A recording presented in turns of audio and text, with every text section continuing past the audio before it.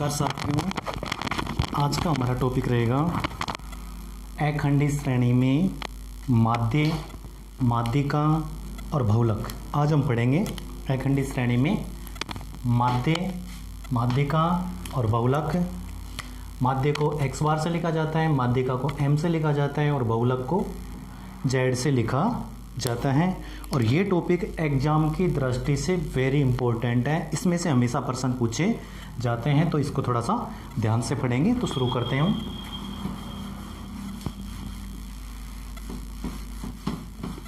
सबसे पहले समांतर माध्य।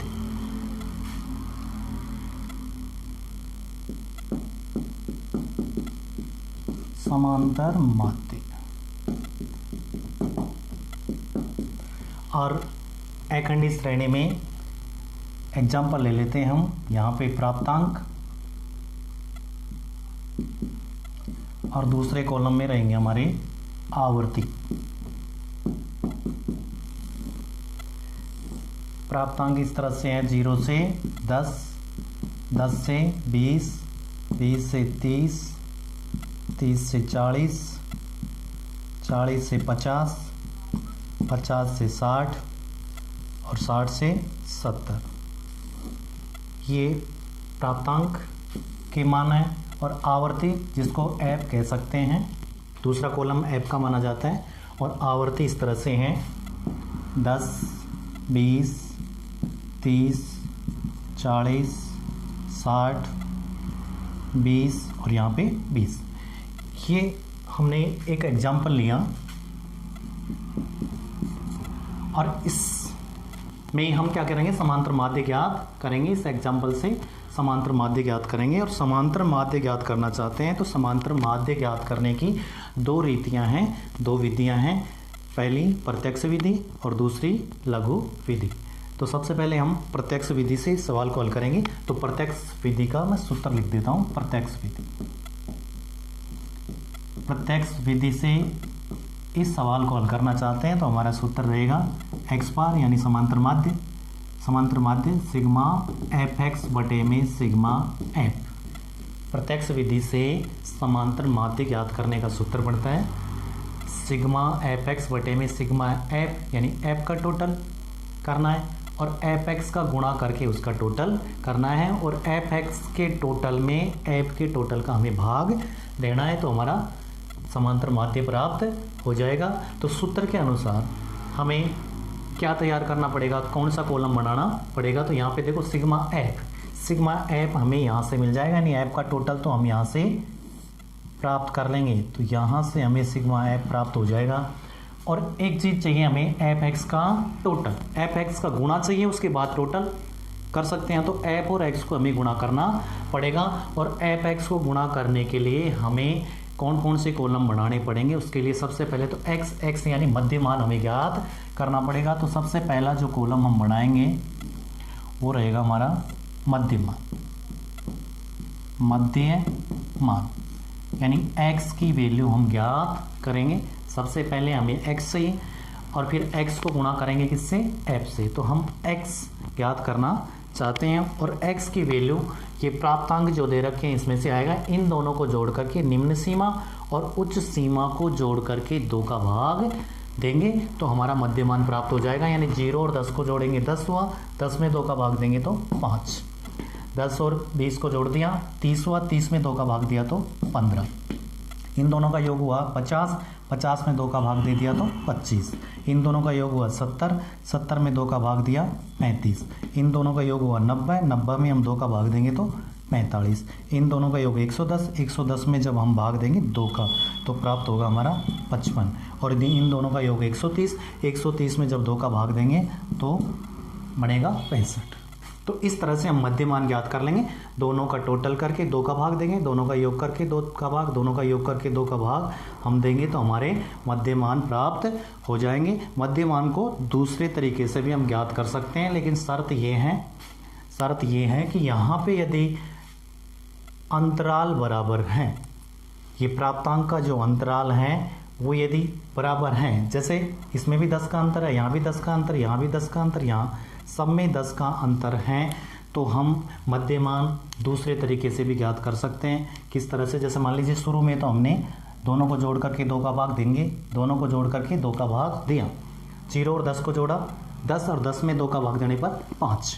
उसके बाद हम क्या करेंगे, जितना अंतराल है वो ऐड करते जाएंगे, इसमें 5 में हम अंतराल जोड़ते जाएंगे, अगली संख्या प्राप्त हो जाएगी। जिस तरह से इन दोनों को जोड़ करके हमने 2 का भाग दिया तो 5 प्राप्त हुआ, और 5 में हम कितना अंतराल जोड़ेंगे, तो अंतराल कितने का है? 10 का, यानी हम 5 में 10 जोड़ेंगे तो अगली संख्या हमारी प्राप्त हो जाएगी।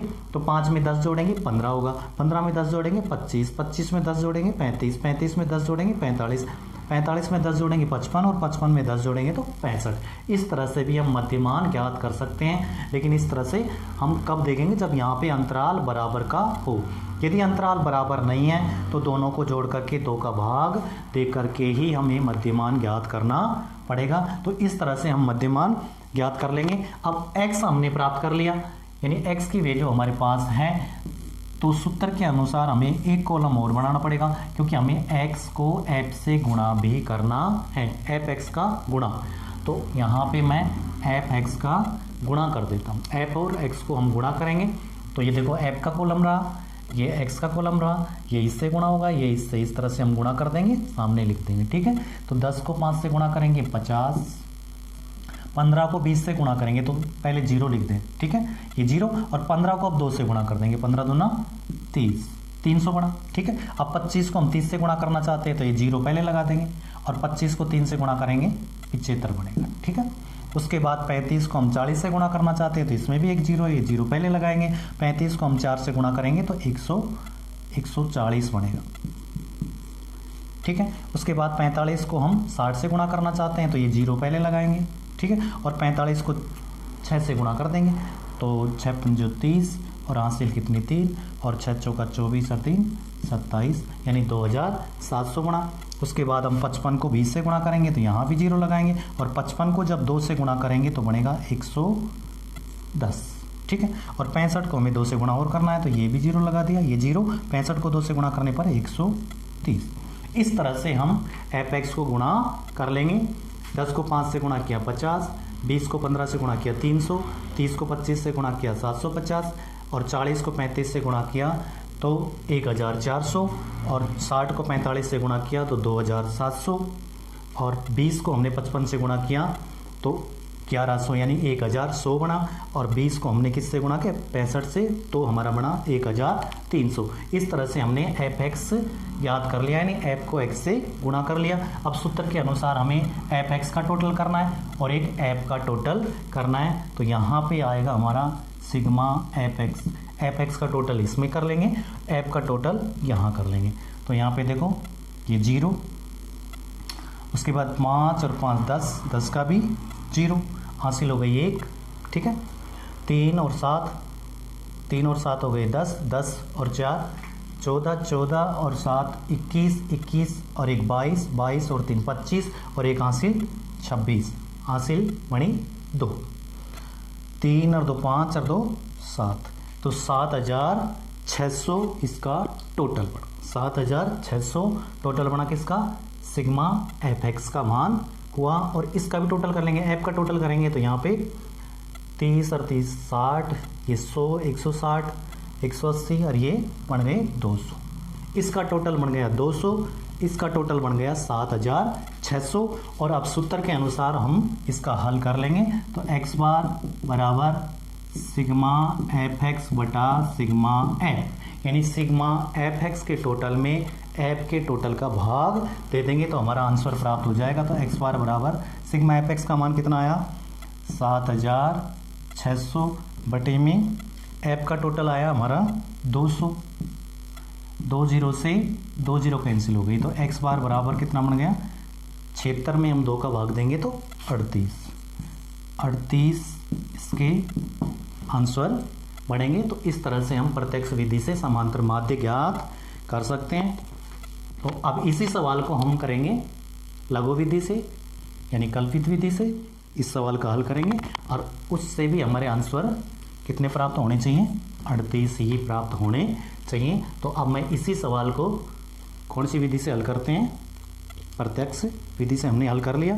अब अप्रत्यक्ष विधि, लघु विधि या कल्पित विधि से भी इसको हल करके देख लेते हैं। तो हमारा सवाल यही रहेगा और इसको हम हल करेंगे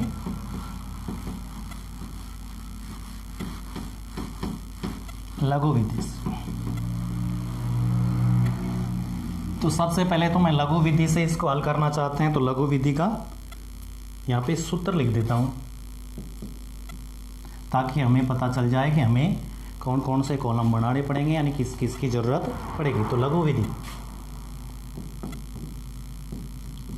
विधि का सूत्र बनता है x बार बराबर होता है a plus sigma F D बटे में सिग्मा एफ। ये लघु विधि से समांतर माध्य ज्ञात करने का सूत्र है। तो यहाँ पे नई चीज़ जो प्राप्त हुई है, एक तो a यानी a हमें ज्ञात करना पड़ेगा और d चाहिए हमें। d को फिर f से गुणा करेंगे, f का टोटल तो हमें यहाँ से मिल जाएगा। तो ये तो टोटल f का हो गया, लेकिन हमें f और d को गुणा करना पड़ेगा, फिर उसका टोटल करेंगे। और एक चाहिए हमें a होती है कल्पित संख्या जो x में से मानी जाती है, यानी x की वैल्यू में से मानी जाती है। तो जैसे इससे पहले हमने प्रत्यक्ष विधि से इस सवाल को हल किया था, तो उसमें सबसे पहले हमने मध्यमान ज्ञात किया था। तो मध्यमान तो यहाँ भी हमें ज्ञात करना पड़ेगा, तो उसी तरह से हम मध्यमान ज्ञात कर लेंगे। मध्यमान सबसे पहला कॉलम तो हमारा मध्यमान का ही रहेगा, यदि अखंडी श्रेणी है तो मध्यमान x की वैल्यू दोनों को जोड़ करके 2 का भाग देंगे, ठीक है।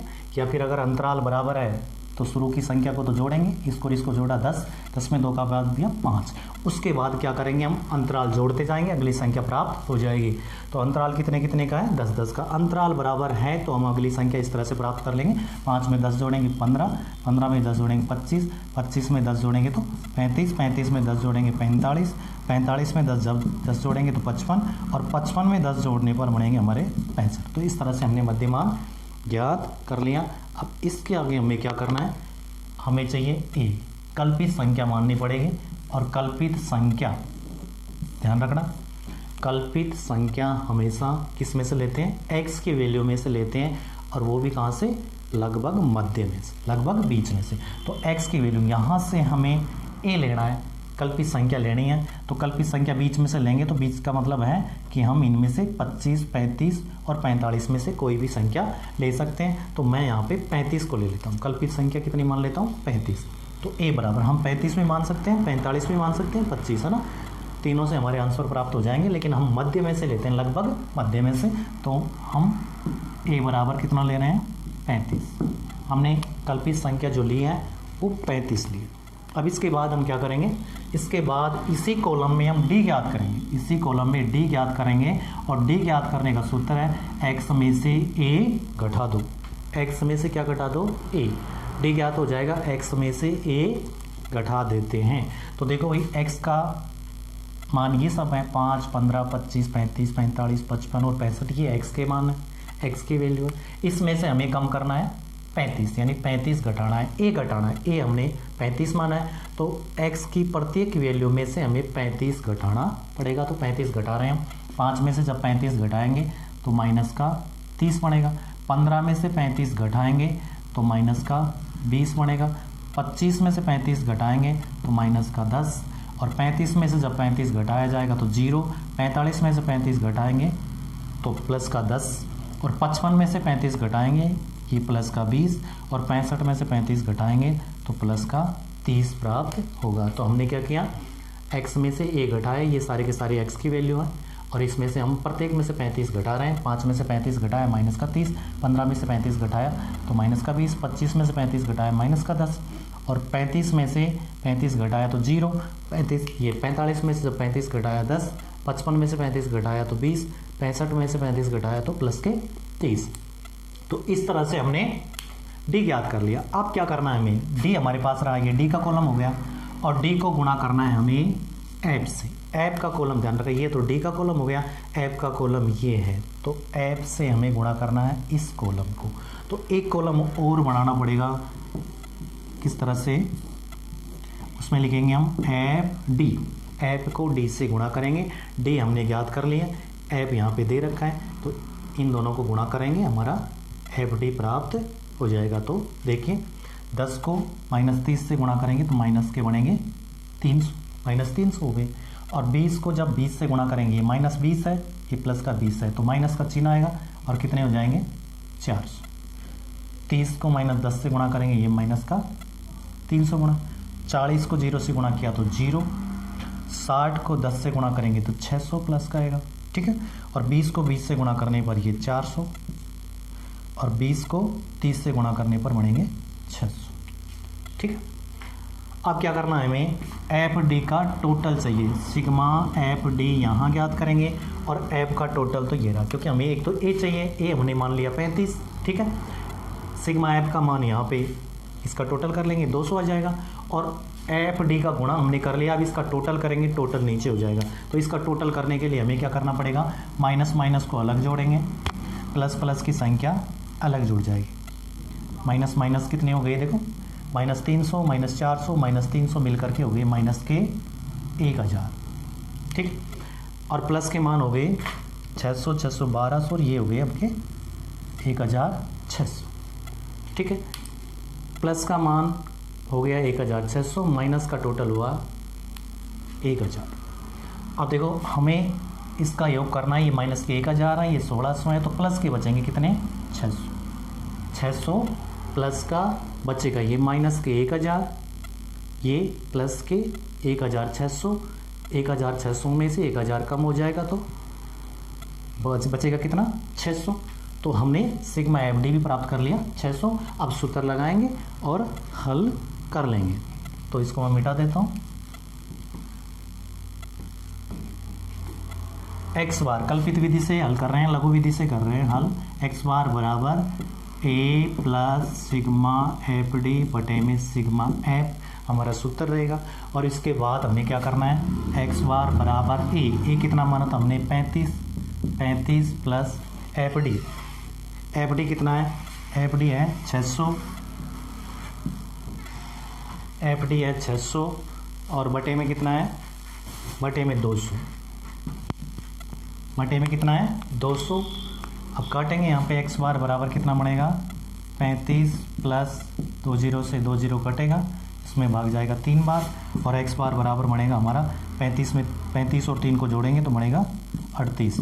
तो इस तरह से हमने इससे पहले भी इसी सवाल को किया था, कौन सी विधि से, प्रत्यक्ष विधि से हल किया था, तो भी हमारे आंसर बन रहे थे 38। और जब इसको कल्पित विधि से यानी लघु विधि से हल किया तो भी हमारे आंसर बन रहे हैं 38। इसको एक बार फिर से रिवाइज कर देता हूँ मैं, ये हमारा एग्जाम्पल हो गया यानी पर्सन हो गया। उसके बाद सबसे पहले हमने मध्यमान किया, मध्यमान ज्ञात किया किस तरह से, दोनों को जोड़ करके 2 का भाग, इन दोनों को जोड़ करके 2 का भाग दिया तो मध्यमान इस तरह से प्राप्त हुआ। अगला कॉलम हमने बनाया, ए बराबर लिया 35, ए बराबर 35 लिया क्योंकि ए कल्पित संख्या जो लेते हैं वो एक्स की वैल्यू में से लेते हैं और वो भी लगभग मध्य में से, तो हमने 35 को ए माना।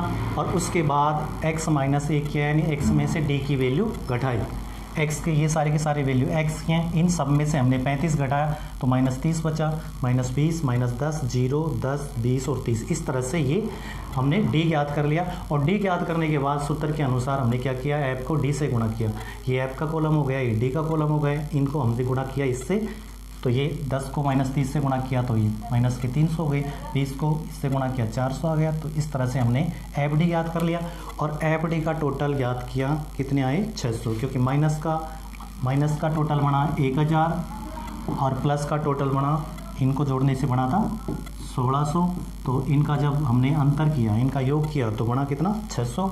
तो इस तरह से उसके बाद हमने सूत्र लगाया, एक्स बराबर ए प्लस सिग्मा एफ डी बटे में सिग्मा एफ, और एक्स बार बराबर हो गया 35 प्लस 600 बटे में 200, तो 20 से 20 कट गई, 35 प्लस 3 मिलकर के बन गए हमारे 38। तो इस तरह से हमने लघु विधि से भी समांतर माध्य ज्ञात कर लिया। अब देखते हैं हम माध्य का, अब हम ज्ञात करेंगे माध्य।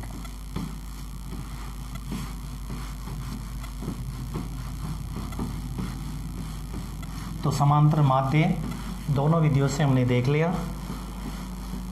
अब इसी सवाल की हम माध्य क्या ज्ञात करना चाहें तो उसके लिए हमें क्या करना होगा, देखते हैं। सबसे पहले तो मैं सवाल लिख देता हूँ। प्राप्तांक हो गए और यहाँ पे हो गई हमारी आवर्ती।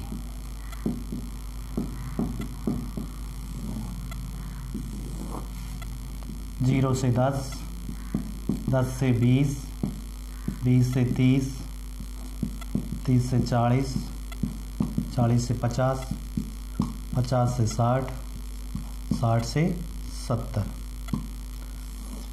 और यहाँ पे जो आवर्ती दे रखी थी, मान लीजिए यहाँ पे 10, 20, 30, 40, 60, 20 और 20 इस तरह से आवर्ती हो और हमें याद करना है माध्यिका।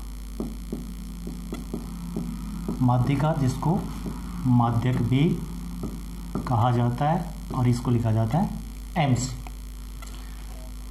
दूसरे नंबर पर हम माध्यिका ज्ञात कर रहे हैं और माध्यिका ज्ञात करने के लिए हमें क्या करना पड़ेगा, देखो समांतर माध्यिका ज्ञात करने के लिए हमने मध्यमान निकाला, फिर ऐप को गुणा किया x की वैल्यू से और उसके बाद उसका टोटल किया। इस तरह से हमने समांतर माध्यिका ज्ञात किया। लेकिन यहाँ पे माध्यिका के लिए हमें क्या करना पड़ेगा, देखो माध्यिका ज्ञात करने के लिए खंडी श्रेणी या अखंडी श्रेणी दोनों में हमें क्या ज्ञात करना पड़ता है, CF। सिर्फ एक कॉलम बनाना पड़ेगा CF का। ध्यान रखना, माध्यिका ज्ञात करने के लिए चाहे खंडी श्रेणी हो या अखंडी श्रेणी हो, सिर्फ एक कॉलम की ज़रूरत पड़ती है CF की। तो इसमें CF बनाएंगे, संचयी बारंबारता, CF संचयी बारंबार, ठीक है। और संचयी बारंबारता बनाई जाती है ऐप की सहायता से, यानी ऐप का टोटल करते हैं तो हमारा CF बन जाता है। तो सबसे पहले हम CF बनाएंगे, यहाँ पे जो भी संख्या है सामने लिख देंगे और इसमें अगली संख्या जोड़ते जाएंगे तो हमारा CF बन करके तैयार हो जाएगा। तो यहाँ पे 10 लिखा, 10 में 20 जोड़ेंगे 30 हो गए, 30 में 30 जोड़ा तो 60 हो गए, 60 में 40 जोड़ने पर हो गए 100 और 100 में हमने 60 जोड़ा तो 160 बन गए, 160 में 20 जोड़ा 180, 180 में 20 जोड़े तो हो गए हमारे टोटल। और इसका टोटल करेंगे हम, सिग्मा ऐप का टोटल करेंगे तो ये भी 200। एक बात का ध्यान रखना, CF का लास्ट अंक यानी लास्ट संख्या होनी चाहिए ऐप के टोटल के बराबर। तो यहाँ ये अंक और ये अंक बराबर होना चाहिए। यदि ऐसा नहीं है तो मान लीजिए हमने कहीं ना कहीं गलती की है। तो एक बात का ध्यान रखना, CF का लास्ट वाला अंक आवर्ती के टोटल के बराबर होता है। अब हमने यहाँ पे संचयी बारंबारता बना ली, इसके अतिरिक्त तो और कुछ बनाने की यहाँ पे ज़रूरत नहीं है। तो माध्यिका कौन सी श्रेणी में ज्ञात कर रहे हैं हम, अखंडी श्रेणी में। और अखंडी श्रेणी में माध्यिका ज्ञात करने का सूत्र बनता है L1 plus n/2 minus CF बटे में F और गुणा में H। ये सूत्र रहेगा हमारा माध्यिका ज्ञात करने के लिए। तो सबसे पहले तो हम क्या करेंगे, n/2 ज्ञात करेंगे इसमें, n/2। और एक बात और ध्यान रखना, ये जो n होता है यहाँ पे n का मान सिग्मा ऐप के बराबर होता है। ऐप का टोटल ही n माना जाता है। ऐप का टोटल कर लेंगे हमारा n आ जाएगा। तो इसका मतलब हम ऐप का टोटल करेंगे तो ऐप का टोटल हमने कर रखा है कितना है, 200। तो सबसे पहले हम n/2 ज्ञात करेंगे। n/2 बराबर n का मान कितना, 200। तो 200 में हमने भाग दिया 2 का, n/2 यानी 200 बटे में 2, 200 में 2 का भाग दिया 100। कितना प्राप्त हुआ, 100। अब यहाँ लिखेंगे 100 से ठीक बड़ी, 100 से ठीक बड़ी CF के सामने चर का मान। 100 से ठीक बड़ी CF लेने, 100 के बाद किसका नंबर आ रहा है CF में, 100 के तुरंत बाद किसका नंबर आ रहा है उसके हम गोला लगाएं। तो यहाँ पे देखो 100 से ठीक बड़ी, ये तो 60 तो छोटी है, ये 100 है। 100 से ठीक बड़ी, 100 के तुरंत बाद 101, 102, 103, 104 इस तरह से वो संख्या लेनी है हमें। तो 100 से ठीक बड़ी CF किसका नंबर आ रहा है, 160। 100 से ठीक बड़ी CF बन रही है हमारी 160। 100 से ठीक बड़ी CF 160 और इसके हम गोला लगा देंगे, 160 है, इसके हमने गोला लगा दिया। तो इसमें हमारा वर्ग अंतराल कितना आ रहा है, 40 से 50। तो यहाँ लिखेंगे 100 से ठीक बड़ी CF के सामने चर का मान 40 से 50 वर्ग अंतराल है। 100 से ठीक बड़ी CF के सामने चर का मान कितना है, 40 से 50 वर्ग अंतराल है। 40 से 50 वर्ग अंतराल है। और यहाँ हम ये बड़ा सूत्र लगा करके माध्यिका ज्ञात करेंगे। अतः माध्यिका बराबर होगी हमारा L1 प्लस कोष्टक रहेगा n/2 माइनस CF बटे में सभी के बटे में F पर गुणा में H। ये हमारा सूत्र है। अब हमें ये पता होना चाहिए L1 कितना है, n/2 कितना है, CF कितना है और ये F कितना है और गुणा में H कितना लेना है। तो मैं बता देता हूँ तुम्हें। L1 यानी जो हमारा बहुलक या ये माध्यिका वर्ग जो आया है उसकी निम्न सीमा, ये निम्न सीमा है, ये उच्च सीमा है, ये L1 है, ये L2 है। ठीक है, जो बहुलक ये माध्यिका वर्ग हमने निर्धारित किया है। ठीक है, तो माध्यिका वर्ग कौन सा आया था हमारा 40 से 50, तो ये L1 माना जाएगा, ये L2 माना जाएगा। ठीक है, n/2 हमने पहले ही ज्ञात कर लिया। n/2 कितना प्राप्त हुआ 100। ठीक है, n/2 100 है हमारा। CF जो हमने गोला लगाया है ये सबसे बड़ी आवर्ती है, यानी 100 से ठीक बड़ी जो CF हमने ली थी ये गोला लगाया, इससे तुरंत पहले का मान CF होता है, तो ये CF होगा। जिसके हमने गोला लगाया है उससे तुरंत पहले का मान ही CF होता है। अब बचा इसमें F हमारा F, इस गोले में F कितना काम आ रहा है 60, तो ये F होगा। ठीक है, H अंतराल कितने कितने का है 10-10 का अंतर है, तो ये अंतराल बन रहा है हमारा 10-10 का। तो ये मान हम यहाँ पे रख देंगे और उसके बाद उसको हल कर लेंगे। तो m बराबर L1 निम्न सीमा कितनी है 40, तो यहाँ पे ले लेंगे हम 40 प्लस की जगह प्लस n/2 हमने पहले ही याद कर लिया कितना 100। ठीक है, इसमें से घटाना है CF कितना 100 घटाना है, इससे तुरंत पहले वाला CF होता है, तो ये 100 इसमें से घटाना है, बटे में F कितना आ रहा है काम 60, तो यहाँ पे लिखेंगे हम 60 गुणा की जगह गुणा और यहाँ पे H अंतराल कितने कितने का है 10-10 का, ये 10 का हो गया अंतर। ठीक है, तो एक स्टेप और बढ़ा देते हैं। m बराबर होगा 40 प्लस 100 में से 100 घटाएंगे 0, बटे में कितना है 60 और गुणा में कितना है, गुणा में हमारा 10। अगली स्टेप यहाँ बता देता हूँ मैं। अगली स्टेप में हो जाएगा हमारा m बराबर 40 प्लस 10 को 0 से गुणा किया तो 0, बटे में कितना है 60। उसके बाद m बराबर हो जाएगा 40 प्लस 0 में 60 का भाग देंगे तो 0 और 40 और 0 को जोड़ेंगे तो हमारे आंसर प्राप्त होंगे 40। तो ये 40 इसकी माध्यिका है। एक बार फिर से देख लेते हैं। ये प्राप्तांक, ये आवर्ती, ये हमारा प्रश्न हो गया। उसके बाद इसमें सिर्फ हमें माध्यिका ज्ञात करने के लिए हमें CF बनाना पड़ता है। CF बनाते हैं F की सहायता से। 10 को लिख दिया, 10 में 20 जोड़ा 30 और इसमें अगली संख्या जोड़ते जाएंगे। 30 में 30 जोड़ा 60, 60 में 40 जोड़ा 100, 100 में 60 जोड़ेंगे 160, 160 में 20 जोड़ेंगे 180, 180 में 20 जोड़ेंगे तो 200। ठीक है, और एक काम करना है हमें ऐप का टोटल करना है, और ये जो ऐप का टोटल है वो n के बराबर होता है। ऐप का टोटल ही क्या होता है, n होता है। ऐप का टोटल n माना जाता है, तो n की जहाँ ज़रूरत पड़ेगी हम काम लेंगे ऐप के टोटल। उसके बाद हमने क्या किया, n/2 ज्ञात किया। n मतलब ऐप, सिग्मा ऐप कितना है 200, तो 200 बटे में 2, 200 में 2 का भाग दिया 100, 100 से ठीक बड़ी सी ऐप के सामने, 100 से ठीक बड़ी सी ऐप है 160, और इसके सामने जो घोड़ा लगा है चर का मान कितना बना है, इसके सामने चर का मान बन रहा है हमारा 40 से 50, तो यहाँ लिख दिया 40 से 50 वर्ग अंतराल है। तो हमारी माध्यिका वर्ग कितनी आई, माध्यिका वर्ग अंतराल आया 40 से 50। उसके बाद हम ये वाला सूत्र लगाएंगे, m बराबर L1 plus n/2 minus CF बटे में F और गुणा में H।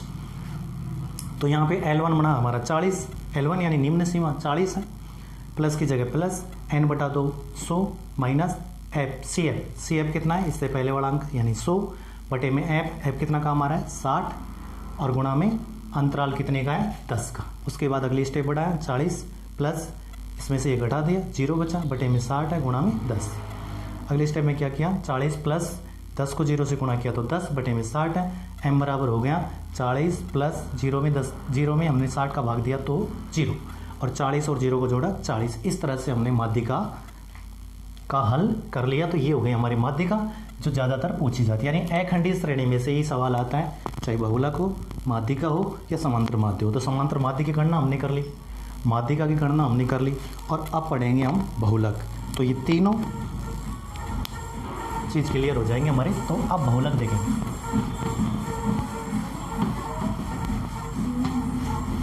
बहुलक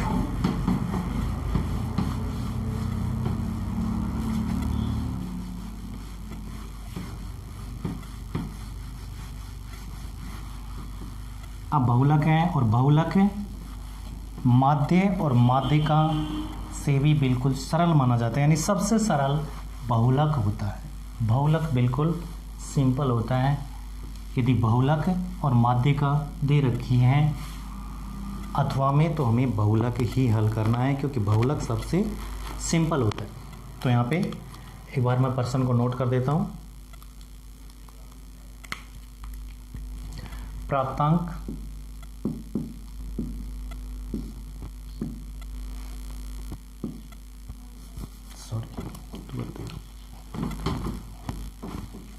प्राप्तांक लिखेंगे सबसे पहले और उसके बाद यहाँ पे आवर्ती।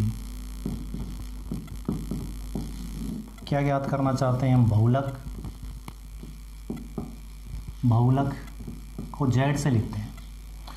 प्राप्तांक है हमारा 0 से 10 है। वही एग्जाम्पल ले लेते हैं जिससे हमने माध्यिका ज्ञात की थी, समांतर माध्य ज्ञात किया था, और उसी प्रश्न का हमें अगर बहुलक ज्ञात करना हो तो बहुलक के लिए हम वही प्रश्न ले रहे हैं। 10 से 20, 20 से 30, 30 से 40, 40 से 50, 50 से 60 और 60 से 70।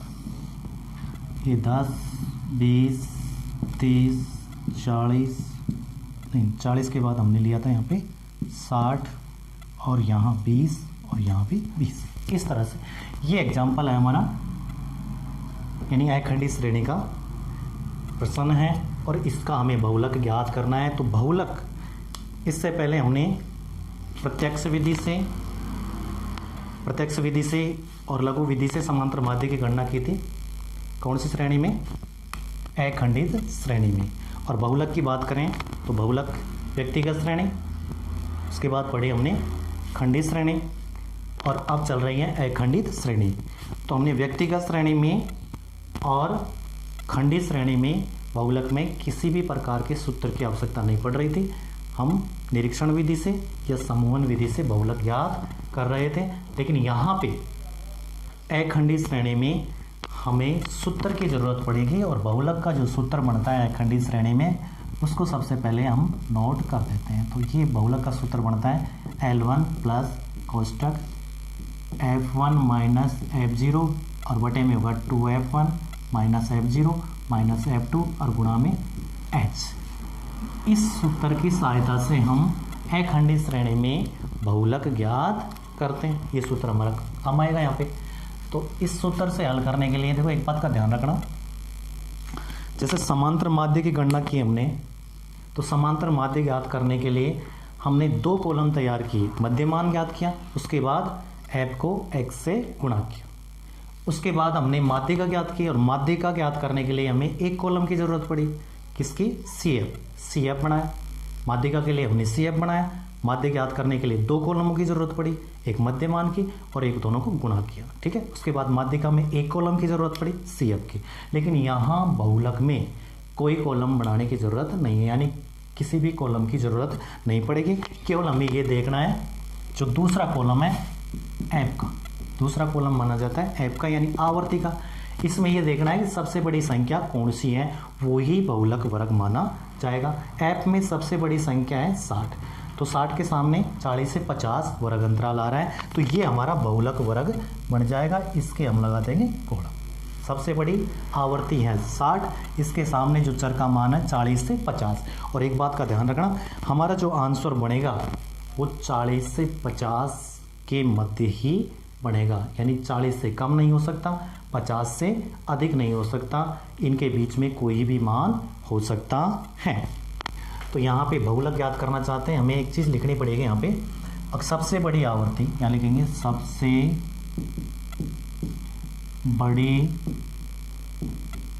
सबसे बड़ी आवर्ती कितनी है? 60। सबसे बड़ी आवर्ती 60 है, जिसके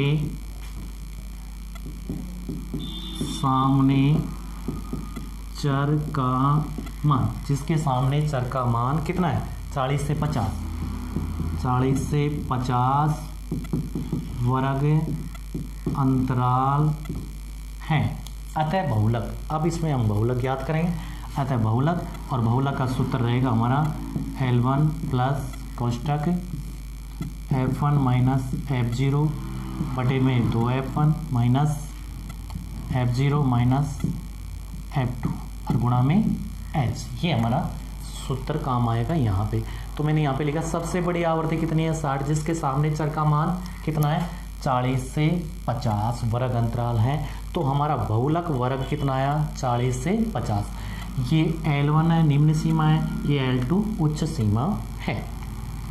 तो यहाँ पे हमने कोई कॉलम नहीं बनाया, केवल ये देखा कि सबसे बड़ी आवर्ती कितनी है 60 है, और उसके सामने हमने गोलाल लगा दिया, बहुलक वर्ग का हमने निर्धारण कर लिया। अब इसमें से हमें L1, F1, F0, F2 ये मान रखना है, और ये इन्हीं में से मिलेगा। तो एक बात का ध्यान रखना, F1 कौन सा होता है, L1 कौन सा होता है, F2 कितना है, H कितना है, ये देख लेते हैं। तो सबसे पहले तो L1 होता है निम्न सीमा, जो हमने बहुलक वर्ग का निर्धारण किया है उसकी निम्न सीमा कितनी है 40। तो ये हो गया हमारा L1, निम्न सीमा 40, ये L1 हो गया।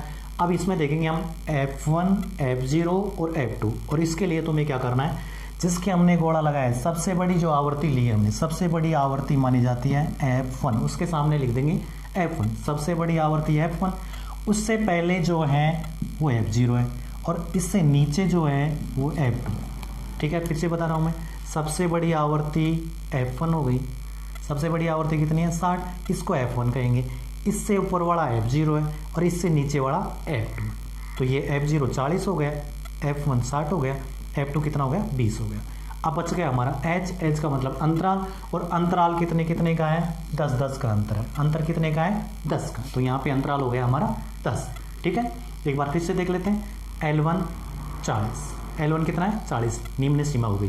F1, F0 और F2 के लिए हम क्या करेंगे, सबसे बड़ी आवर्ती के सामने लिखेंगे F1, उससे ऊपर लिखेंगे F0, उससे नीचे लिखेंगे F2, और गुणा में H का मतलब है अंतराल। तो यहाँ पे हम मान रख देते हैं। तो Z बराबर L1 कितना है 40, प्लस की जगह है प्लस, कोष्टक लगाएंगे F1 कितना है 60 माइनस की जगह माइनस, F0 कितना है 40। ठीक है, 2F1 से 2 को गुणा करना है, तो 2 गुणा F1 का मान कितना है 60, F1 का मान 60 है, माइनस की जगह फिर माइनस, F0 40 माइनस F2 20, और गुणा H का मतलब अंतराल कितने का है 10 का। ठीक है, F1 60, F0 कितना 40, 2F1 2 को 60 से गुणा किया, F1 मान 60 है, माइनस 40 F0 का मान, और माइनस 20 किसका मान F2 का मान, और गुणा में अंतराल कितने का है 10 का। अगले स्टेप बढ़ाते हैं। Z बराबर बनेगा 40 प्लस, कोष्टक में क्या बचा 60 में से 40 कम किया तो बचा हमारा 20, और 60 को 2 से गुणा करने पर 120, माइनस की जगह माइनस, ये माइनस 40 और माइनस 20 मिलकर के हो जाएगा माइनस के 60, और गुणा में अंतराल कितने का चल रहा है 10 का। अगली स्टेप यहाँ बता दें। Z बराबर होगा 40 प्लस 20, ऊपर 20 बच रहा है, बटे में कितना हो गया देखो, 120 में से 60 घटाएंगे तो 60 बचेगा, ये हो गया हमारा 60, और गुणा में कितना है 10, गुणा में 10। अब इसको काट लेंगे, गुणा में संख्या कट जाती है, तो देखो 0 से 0 कट गया, क्या बचा Z बराबर बचा 40 प्लस 20 बटे में 6, और अब क्या करेंगे 40 प्लस 20 में हम 6 का भाग दे देंगे, 20 में 6 का भाग देंगे तो 6 × 18, फिर पॉइंट 18, 3.33 बनेगा, 3.33, और Z बराबर हो जाएगा 40 में हम 3.33 जोड़ेंगे तो हो जाएगा 43.33, इसका आंसर बन जाएगा। तो ये हो गया हमारा बहुलक, बिल्कुल सिंपल है, जो कई बार पूछा जाता है एग्जाम में। एक बार से फिर से देख लेते हैं, ये बहुलक कौन सी श्रेणी में है, अखंडी श्रेणी में, और अखंडी श्रेणी में बहुलक याद करने का सूत्र बनता है L1 plus F1 minus F0 बटे में 2F1 minus F0 minus F2 गुणा में H।